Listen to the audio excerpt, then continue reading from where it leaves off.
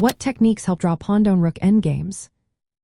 Imagine being in a game where you are down a pawn but still want to hold the position.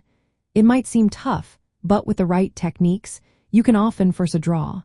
Let's explore how players defend these tricky situations. First, the Philidor position is a classic setup.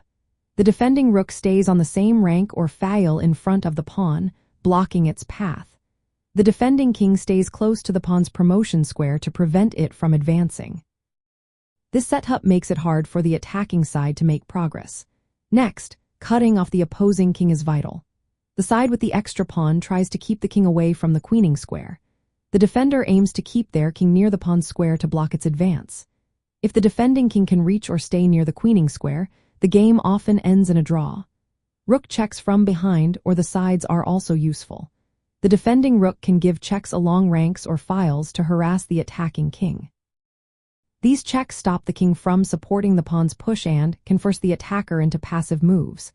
Avoiding rook exchanges is another key idea.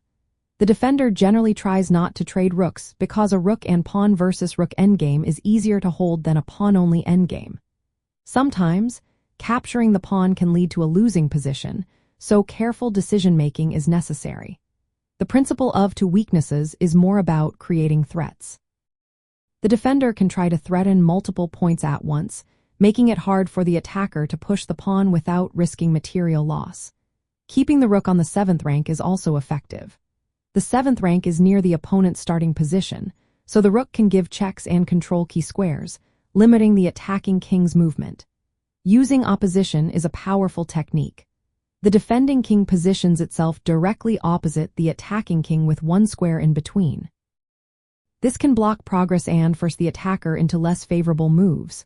Sometimes, the defender can create a situation called zugzwang, where any move they make worsens their position. This can help hold the game. Lastly, the defender must be cautious of pawn traps and tactical checks. Falling into a trap can allow the opponent to promote or win material. Recognizing key defensive positions like the Philidor and Lucena positions is essential. The goal is to control critical squares, use active rook checks, and keep the king close to the queening square. Mastering these techniques can help you hold many pawn-down rook endgames as draws, even when the material seems against you.